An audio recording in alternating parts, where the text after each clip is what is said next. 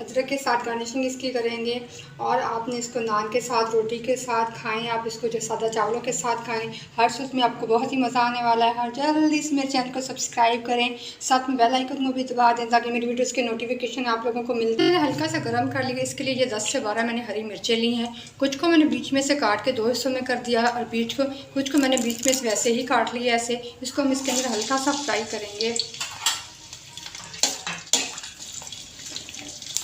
हमने इसको बहुत ज़्यादा फ्राई नहीं करना, हमें हल्का सा फ्राई करना है ताकि मिर्चों का टेस्ट घी के ऑयल के अंदर से आना शुरू हो जाए।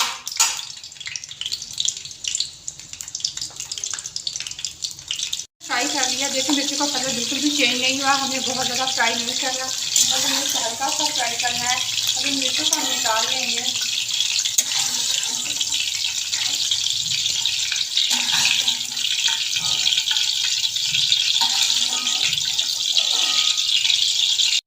फ्राई बनाने के लिए मैंने 3 किलो बीफ लिया है। तो मैंने ऑयल कम इसलिए डाला है कि मैंने चर्बी वाला बीफ लिया है, तो चर्बी भी छोड़ेगी। चर्बी वाला बीफ लेने का मकसद उसकी कढ़ाई का जायका बहुत ही अच्छा बनता है। अगर आप पसंद नहीं करते तो आप चर्बी के बगैर भी बीफ लेके इसी तरह कढ़ाई को बना सकते हैं। बहुत ही ज़बरदस्त खुशबू आ रही है मिर्चों की ऑयल के अंदर से। और इसी ऑयल के अंदर हमने बीफ को फ्राई करना है ताकि बीफ की स्मेल भी खत्म हो जाएगी और रोटी का जायका भी बहुत ही मज़े का हो जाएगा। इसको हम फ्राई होने के लिए छोड़ देंगे। हमारे बीफ ने पानी छोड़ दिया है और हमने बीफ को फ्राई होने के लिए डाला हुआ है। जैसे ये पानी खुश्क होगा तो उसको हम हल्का सा फ्राई करेंगे।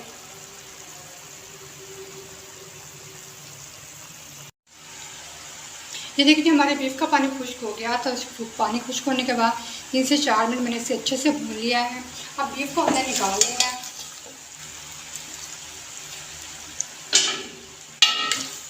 देखिए हमने थोड़ा सा ऑयल डाला था तो चर्बी का जो ऑयल बना है तो इससे हमारा ऑयल भी पूरा हो गया है।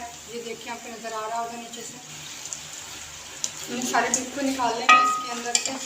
फ्राई करने से इसका टेस्ट बहुत ही मज़े का हो जाता है, रोटी का टेस्ट भी बहुत ही मज़े का आता है। ये बहुत ही सिंपल सी रेसिपी है और बहुत ज़्यादा चीज़ें भी इसके अंदर नहीं डलती हैं, तो बनती है बहुत सिंपल तरीके से और खाने में इतनी ही मज़े की होती है। मेरा वेट था, इस हिसाब से मैंने 1.5 किलो जो टमाटर लिए हैं उनका मैंने छिलका उतार दिया है।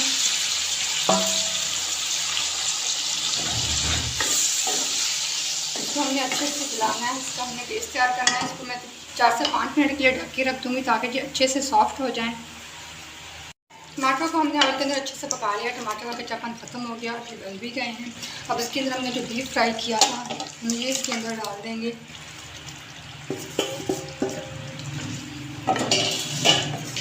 इसको हमने इसके मिक्स कर देना है।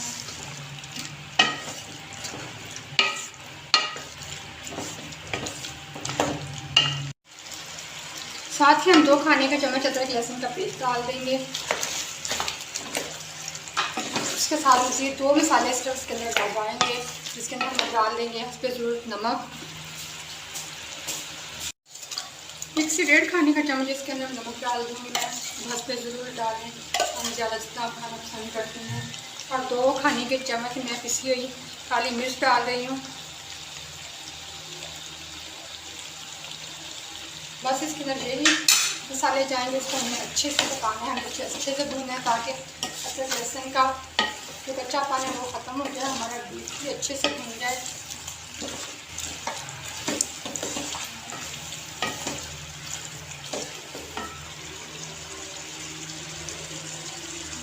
इसको अच्छे से फ्राई कर लिया है, अदरक लहसुन का जो कच्चा पानी था वो ख़त्म हो गया, बहुत ही ज़बरदस्त टेस्ट आ रहा है। और ये हमारी कढ़ाई अभी को इसको के साथ इसके अंदर 2 से 3 गिलास हम पानी के डाल देंगे।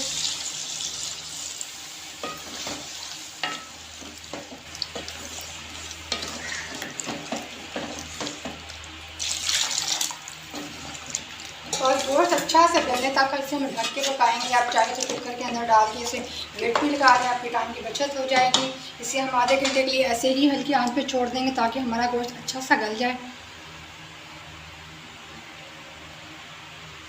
ये हमारी पेशावरी कढ़ाई रेडी हो गई है। इसका पानी बिल्कुल खुश्क हो गया है और बिल्कुल हमारा अच्छे से खुश्क हो गया है। अगर इससे ज़्यादा भी आप ग्रेवी को खुश्क करना चाहें और रखना चाहें तो आप रख सकते हैं। मैंने हल्की हल्की सी ग्रेवी छोड़ी है। ये हमारे बिल्कुल कढ़ाई रेडी है। अब हम आपको डिश आउट करके अभी दिखाऊंगे। साथ में जो हमने शुरू में हरी मिर्चें ये फ्राई की थी, ये हम इसके ऊपर आप डाल देंगे।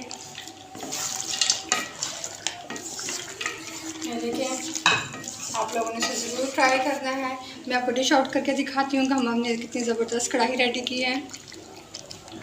ज़बरदस्त सी पेशावरी कढ़ाई रेडी हो गई है। इसको हम अदरक के साथ गार्निशिंग इसकी करेंगे और आपने इसको नान के साथ, रोटी के साथ खाएं, आप इसको जो सादा चावलों के साथ खाएं। हर सूप में आपको बहुत ही मज़ा आने वाला है। और जल्दी से मेरे चैनल को सब्सक्राइब करें, साथ में बेल आइकन को भी दबा दें ताकि मेरी वीडियोज़ के नोटिफिकेशन आप लोगों को मिलते रहें। शुक्रिया।